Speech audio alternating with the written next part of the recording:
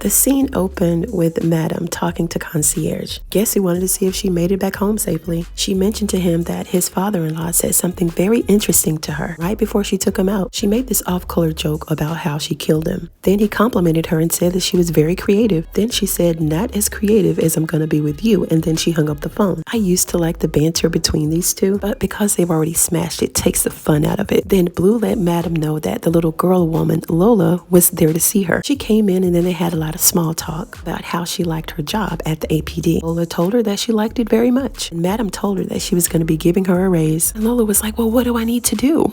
He is so eager to be a part of Madame's team. In our next scene, we have Amp and Dime. And why Dime is dressed in this black dress as if she's going to a funeral, I don't know. Amp sent her some flowers. And this is by far the most normal conversation that they've had in months. Amp wants to have this new beginning, wipe the slate clean kind of date with her and take her on a walk. And since Dime likes surprises, she said yes. Lord have mercy. This girl is going to be pregnant by Big D. Watch what I tell you. And Amp is going to start drinking again. I really hate this for him. Then Babyface went in to see Madame. Y'all know he there to snitch. He told her that the reason he was there is because Tandy wanted him to kill D.A. Rods. Madame was acting all surprised if she didn't know what he was talking about. She thanked him for letting her know, and then she slapped him. And she told him that no one likes a snitch. And that was one of the poorest, weakest slaps I've ever seen. Like she took it straight from a cartoon. Then we have Big D on the stage being as nasty as he want to be. You know, the usual. And this is when Blue came up to get all in Dime's business. And Blue started off by telling her how all the girls liked Big D and his yellow skin complexion. Dime is just sitting there soaking it all in. She admitted to Blue that she smashed Big D on the stage. Then Blue wanted to know where the flowers came from. She told her that the flowers didn't come from Big D, that they came from Amp. She told her to be careful when it comes to Amp, that he's still a little fragile from when he came from jail. She also told Blue about how Big D came very quickly. She told Dime that that's why she only messes with women. Then we move back to the little girl woman, Lola. She's on assignment for Madame. Guess who she ran into? Detective Davis. She gave her a little small talk and then she went right on into the file room. Then enters Champ and Trouble. They're both just happy to be out of the safe house. And because they're both out, he thinks that the Black Rock boys are no longer looking for them. And Trouble says they no longer have to worry about them. She told him about the new dancers at the club. And that was pretty much it. There wasn't a whole lot to see here,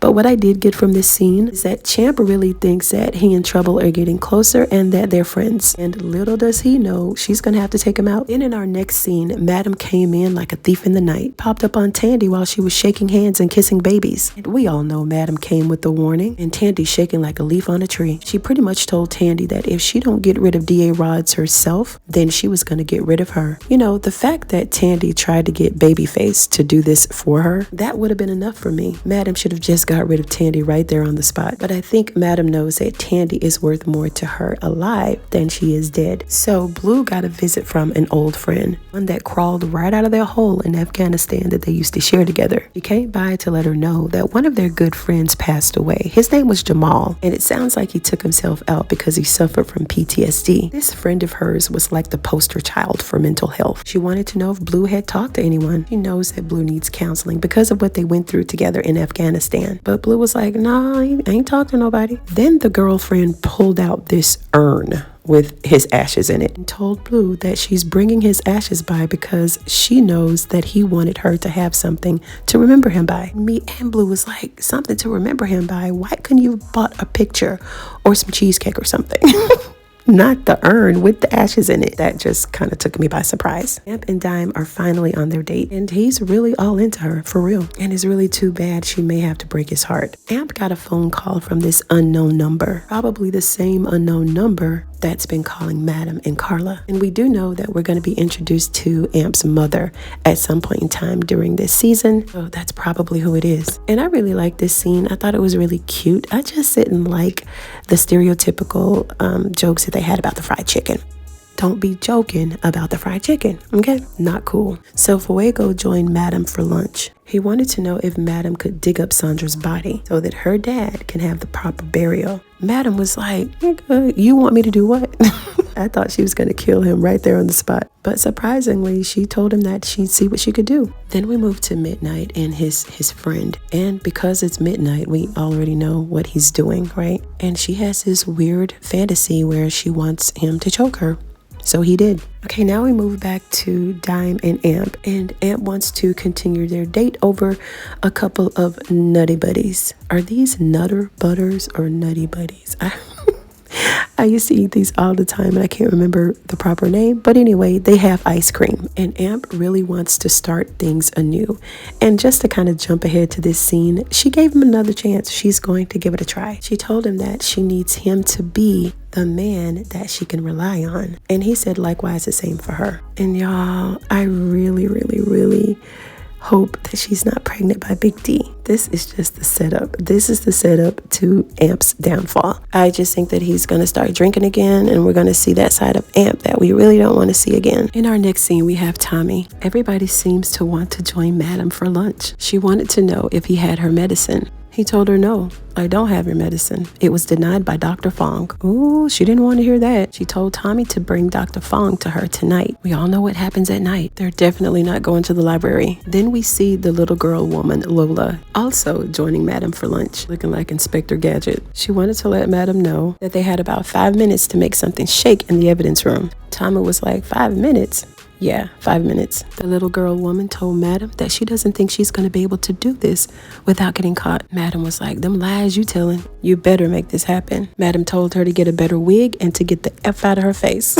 Blue and her friend were jogging in the park. The jogger accidentally bumped into Blue. And you know, Blue is Blue. She got pissed off. It's like she wanted to kill the man. Her friend told her to let it go. And Blue is like, where all this calm come from all of a sudden? Again, she started telling Blue about going to therapy and how this helped her. Told you she's a poster child for mental health. She talked about the difference of being a child and now being an adult. Just a lot of small talk. Again, her goal is to get Blue to go to mental health therapy. Then we cut to the amateur locker room. Quincy is introducing himself, but Trouble ain't in the mood for no new friends. She immediately got defensive. Why are you so mad? Just keep doing you, boo. I've just got one question. Why does everybody's schlong dong look the same?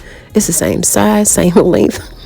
What is going on here? Then right in the middle of Trouble being a fake gangster, Tommy came in to let her know that Madam wants to see her ASAP. Right before Trouble came in, Fuego was talking to Madam. She wants him to track this trucking company and then use his computer a little bit later on. Madam wants to know how Trouble plans to handle Champ, being that she said that he's the one who put them up to stealing Madam's money. Champ was like, oh, I thought you were going to handle it. Madam said, me? You wanted me to handle it? She said, Trouble, are you a real bitch? Trouble said, yeah, I'm a real bitch. And she said, well, real just handled their and Trouble was like, oh, yeah, I'm going to handle it. I just wanted to check with you first.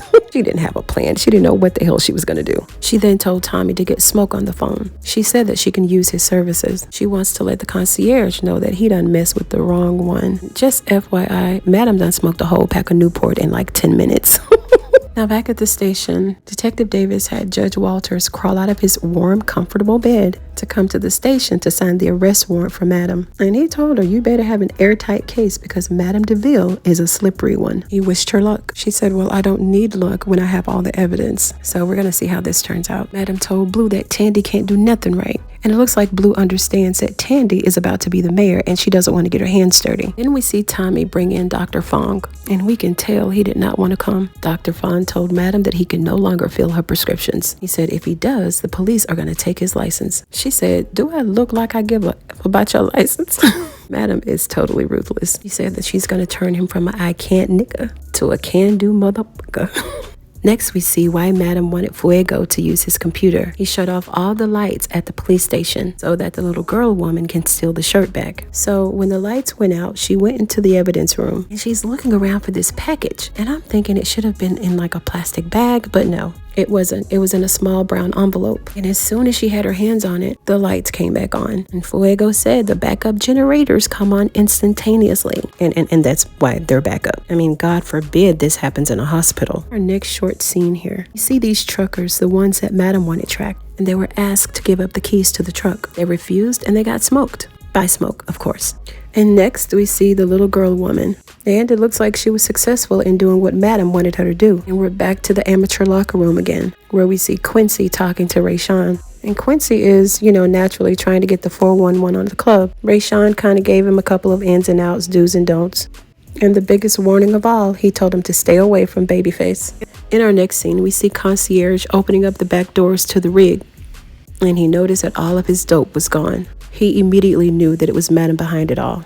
One of his guys called him to the front of the truck. And I'm looking at this live, so I don't know exactly what this is. It looks like hair and meat, so maybe this is the men that smoked. Not really sure. I'll have to take a closer look after I edit this. Now Madam is in the office with Doc, and she's letting him know how much she doesn't like cleaning up his ish. And of course, he's forever grateful that she's got the shirt back. And just when Doc was about to thank her, Tommy came in to let her know that the cops are surrounding the club. She went out to greet Detective Davis, who's standing in the middle of the club like she's Beyonce. They briefly discussed Doc's manhood, and Tommy wanted to know why she's arresting her in front of all of these people. We all know that Detective Davis has been looking forward to this walk of shame. So the fact that the club was full of people didn't faze her one bit. Then in our final scene, we see Champ and Trouble playing a hand of cards. Just two friends and a hand of cards. Trouble excused herself to go to the restroom. And the only thing that Champ kept saying is, I got you. I got you. Trouble came out of the bathroom with a plastic bag. While Champ was making himself a drink and making her a drink,